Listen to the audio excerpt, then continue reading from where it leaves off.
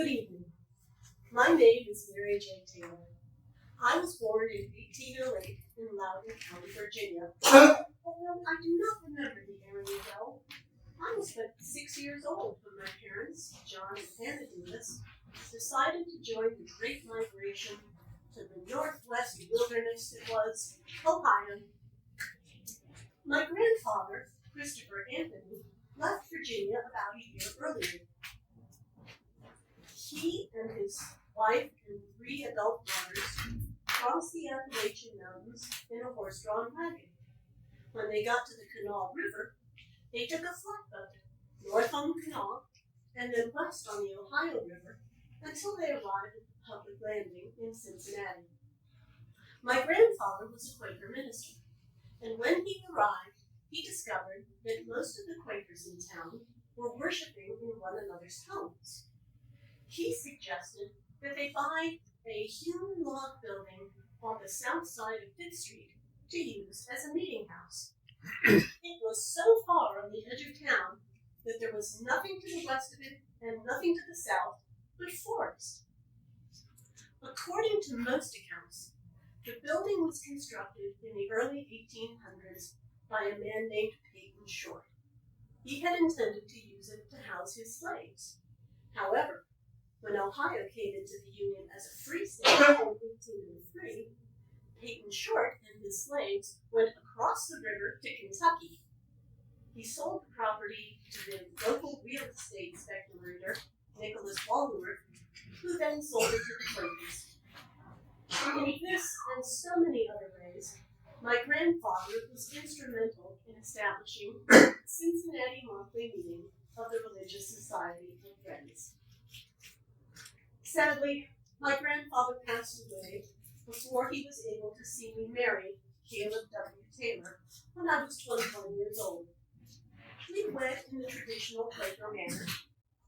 Typically, men sat on one side of the meeting house and women on the other, but on that day, Caleb and I sat together.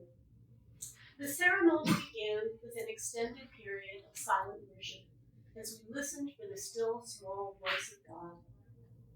When we felt so led by the Spirit, we stood up and took each other's hand. Friends, Caleb began, in the presence of the Lord and before this assembly, I take this my friend, Mary Jordan Davis, to be my wife, promising with divine assistance to be unto her a loving and faithful husband until death shall separate us. Then I said the same vows to Caleb. Ladies, a Quaker bride does not have to promise to obey. At the end of worship, the clerk of the meeting unfurled the large scroll of the marriage certificate. This document included such information as where and when the wedding took place, the names of our parents and where they were from, and our vows.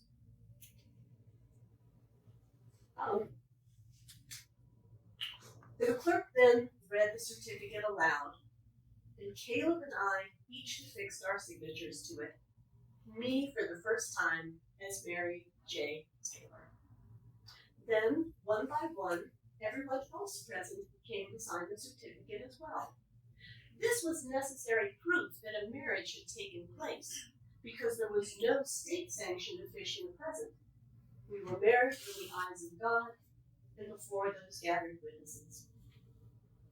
2 years later, my sister Anna exchanged those same vows with her husband, Achilles Pugh. Achilles was a printer, and one of the publications he printed was The Philanthropist, the weekly newspaper of the Ohio Anti-Slavery Society.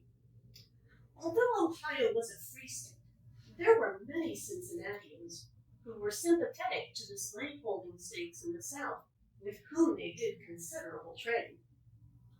One night, in July of 1836, a pro-slavery mob of 15 to 20 men decided to attack Achilles' printing house. They clambered up the ladder that they had leaned against the high wall that surrounded the office, and then laid a plank from the top of the wall to the top of the office. Slipping in through a window near the roof, they broke in. The vandals tore up the paper, poured out the ink, scattered the type, dismantled the press, and absconded with parts of it. They even set up a lookout at Achilles' house to make sure he did not raise the alarm. My sister and brother-in-law were deeply disturbed by this event. Nevertheless, the next day, Achilles went to the printing shop, literally picked up the pieces, and continued printing the philanthropist. Achilles and my husband Caleb shared a concern for the free black citizens of our city as well. During one episode of racial violence, the police took a group of black men to the jailhouse, supposedly for their protection. Achilles and Caleb did not believe they would be cared for well there. They purchased a wagon load of food to take to the inmates. When the driver refused to be seen bringing provisions to black men, Achilles and Caleb took the reins of the horses themselves and drove the wagon into the jail yard. My husband Caleb did not have as controversial an occupation as Achilles. When we married, he was working as a clerk at Woodnut's dry goods store. He labored diligently, and after 7 years, he became a named partner in the firm. He also began buying properties on 5th Street, 8th Street, Walnut Street, and Western Road. By the time he was 41 years old, he had enough sources of income that he was able to step back from the world of commerce and dedicate himself to his family, his faith, and his community. Not long afterwards, on a cold February day in 1843, Caleb heard bells clanging and shouts of fire in the streets. He rushed from our home to see if he could help. The situation was worse than we expected.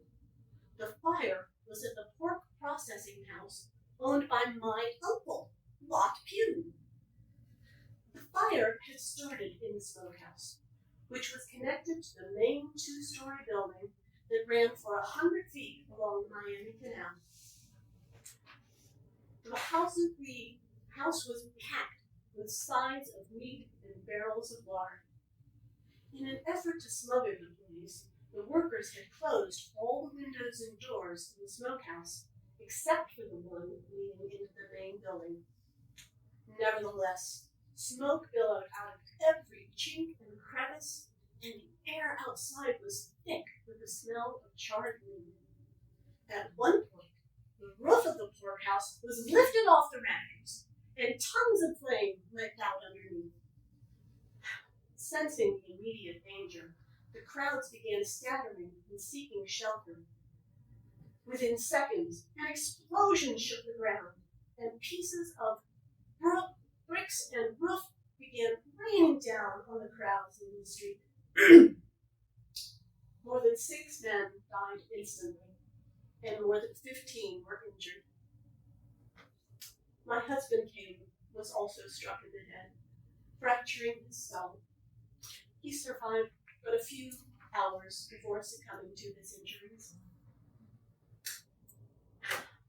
The death of my husband left a deep wound in me. I was normally of a cheerful disposition, but they said that I did not smile for 5 years afterwards. The death of Caleb left me devastated, but not destitute. Between the income from his investments in the dry goods store and of the leases on our properties, I was able to focus on raising our 4 children and making sure that they got the best education available. All 3 of my daughters went to the Wesleyan Female College, where they got an education equivalent to that offered to the young men in our city. They studied advanced mathematics, natural sciences, history, philosophy, theology, poetry, rhetoric, and literature. Of course, they also took classes intended for the gentler sex, such as domestic economy and legal rights of women. My daughter Hannah enjoyed foreign languages, and she often sprinkled her correspondence with phrases from Latin and French. Her true passion, though, was writing. She received an English degree, but there were few professional opportunities for women at that time. Most of her classmates simply went on to become wives and mothers, and many of them married well. Of the 14 young ladies in Hannah's graduating class of 1850, 4 went on to wed doctors, 1 married a minister, and 1 exchanged vows with a very ambitious young lawyer named Rutherford B. Hayes. Perhaps because he was so sickly as a child, my son William decided to study medicine. When he was 18 years old, he became an apprentice to Dr. William Ward. The normal practice was to remain an apprentice for 2 years before enrolling in medical school. However, William was very eager. Almost as soon as he began his apprenticeship, he enrolled in the Miami Medical College. 3 years later, he graduated and began his internship at the commercial hospital. By the time he was 24, he became the city's first pathologist at the Cincinnati Hospital and also opened a private practice from our home on 8th Street. With my children grown, I desired to be useful in other ways. I found that my heart was particularly alive to the needs of the poor, the neglected, the outcast, and the unprotected. I began by visiting the city hospitals and also the old city jail. I was particularly concerned with how the women were treated when they were arrested. They were often carted through the streets in open patrol wagons, subject to much derision and scorn. I insisted to the mayor that these wagons be covered, and they were. Eventually, police began coming to me for help with the women they arrested, for women knew that I genuinely loved and cared for them. In 1855, I was one of the originators of the Home for the Friendless. This organization provided shelter and encouragement to women who had forsaken the path of virtue and wished to once again become respectable citizens. Too many times, these soiled doves had been told that the beautiful parable of the prodigal son did not apply to them, for a kiss of welcome was reserved only for a son, not for a daughter. How cruel! How unjust! Yes, they have sinned, but have not we all? With the proper education, moral tutelage, and a good reference from the Board of Lady Managers, many of our residents were able to secure suitable employment. In some years, as many as 365 women walked off the streets and through our doors. During the Civil War, particularly when the city was being threatened, some of the managers proposed that we abandon the work. But I earnestly insisted that it would be disastrous to turn our young women back out onto the street. And so we continued. Of course, the war years were difficult for all of us.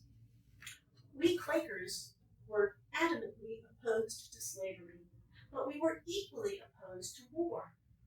Joining a militia, paying war taxes, engaging in trade that supported the war, or even shipping goods on armored vessels were all grounds for having my membership in our religious society revoked. My son-in-law, Murray Shipley, was concerned not only about the violence of war, but also its glorification. In the summer of 1861, when his children were visiting relatives north of the city, he wrote them a letter to tell them about what was happening in town. Yesterday was very noisy. They began about 4 o'clock in the morning, ringing the bells, and had a large firemen's parade, then a great many soldiers. Cousin Thomas said there were 800 little boys dressed up like soldiers, blue coats and caps and red pants, Zouaves they are called. They marched around the streets to show themselves. In the afternoon, I went to a gathering of Sabbath school children. There must have been 300. They sang, and several gentlemen spoke to them and tried to teach them to be good and love the Savior. Now, which do you think was the nicest? To be tramping about the city to be looked at, or to gather quietly to hear about Jesus? Well, there could have been no doubt in their little minds what their father thought. In April of 1862, after the bloody battle of Pittsburgh Landing, my son William decided to volunteer his services as a physician to the United States Sanitary Commission. This was a civilian relief agency that offered advice on hygiene to the military camps and also helped take care of ill and wounded soldiers. They also fitted up steamboats into floating hospitals.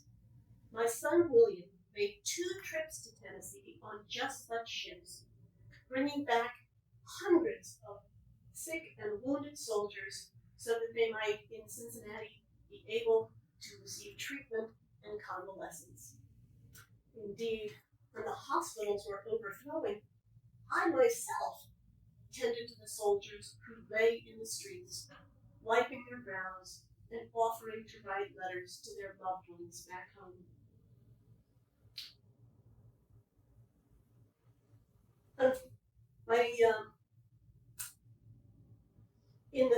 After seeing all this carnage, my son William did choose to enlist in the infantry. Fortunately, as a physician, he was not required to take up arms. His calling was to save men, not to slay them. With so many men leaving the city to fight and die, it often fell to the women to help support their families. But what to do with the children? My daughter Hannah and 2 other Quaker women decided to open the Penn Mission Day School. This was intended to provide women with relief so that they could labor from morning till night as needed with no fear for the safety of their children. The school also accepted youngsters who were too young for the public schools or whose parents were too poor to be able to afford suitable clothing and books. Having seen so many little ones in jail with their imprisoned mothers because there was no other way to take care of them, I urgently felt the need of extending this work. My daughter Elizabeth and I joined the board of lady managers, and within 10 days, we were ready to house children in the dormitories of the 2nd floor of our building.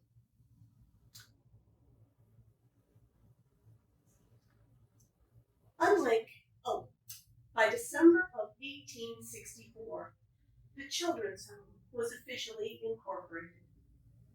My son-in-law, Murray, became the chairman of the board of trustees and visited the home every day whenever he was in town.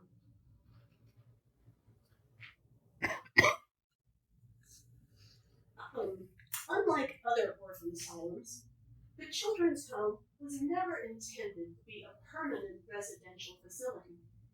We offered temporary housing, clothing, food, and instruction to children whose parents were in need of assistance until they were finally able to take care of their children once again in their own homes. For those who were orphans or truly abandoned, we sought placement in families, preferably in the countryside, so that the children could grow up without the exposure to the sooty air, and the dark, dank streets of the city slums.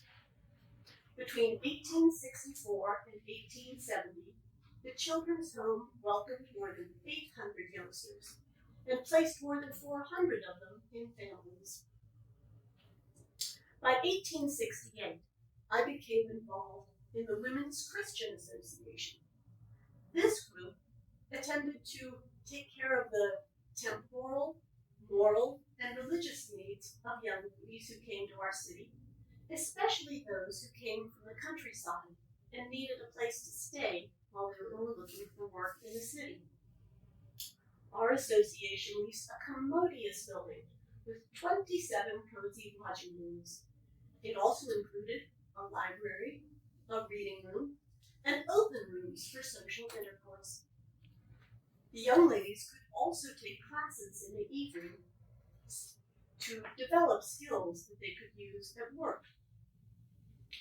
More recently, I have become greatly concerned about the adverse impacts to women and children of the intemperate use of spirituous liquors. It is the women and children who suffer when men squander their wages that should be used for the benefit and comfort of their families. It is the women and children who suffer when a drunken husband raises his hand in anger. We Quakers try to avoid spirituous liquors, except, of course, for medicinal use.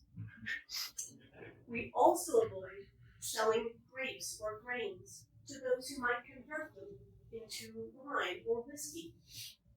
We do not manufacture the bottles used for such libations, nor do we lease our properties to saloon keepers. My son-in-law personally counted more than 2,000 liquor dealers in saloons in the city basin and along Harrison Avenue and the Ohio River. The members of my faith community believe in creating safe depositories so that the working class might have a place to store their wages rather than being tempted to spend them on drink. We also believe in opening comfortable reading rooms where men might have wholesome, cheap refreshments such as coffee or tea. The cup that cheers but does not inebriate. My son-in-law Murray runs one such coffee shop. Of course, I myself attend temperance rallies and sometimes speak at them. My daughter Anna and granddaughter Hannah each served as secretary of the Central League of the Women's Christian Temperance Union. And of course, I join the other ladies in marching in the streets and going into the saloons to distribute religious literature, sing, and pray. This work is not without its dangers. We are often met with profanity and scorn. Once, when we were about to enter a prominent tavern on 6th Street, I crossed over the street to the engine house and asked the firemen for their protection should we need it. Indeed, after one particularly raucous confrontation between the temperance ladies, the saloon patrons, and the city police, my Quaker meeting sent the following letter to the city mayor and chief of police. We desire most respectfully to express to you our great interest and sympathy in the present temperance movement, especially that undertaken by the Christian women. At the same time, express our regrets at the treatment they have received from those who occupy the position of conservators of the peace in their official capacity. As law-abiding, tax-paying citizens, in common with others of equal rights, we ask you to regard the wishes of those who are trying to do good to their fellow men as to give them all of the aid and encouragement the law will allow in suppressing intemperance, the sole cause of so much taxation, suffering, starvation, orphanage, and murder.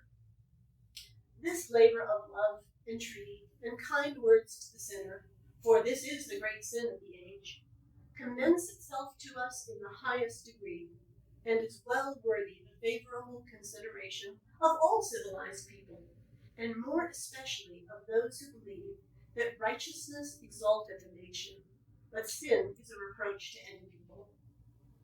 This is not a warfare of carnal weapons with malicious feelings to destroy anything good or productive of good, but the outgrowth of convictions of duty among that class of our citizens, the women, who have no power to make laws to protect their sons, perfectly helpless as to keeping this vile monster out of their own family circles.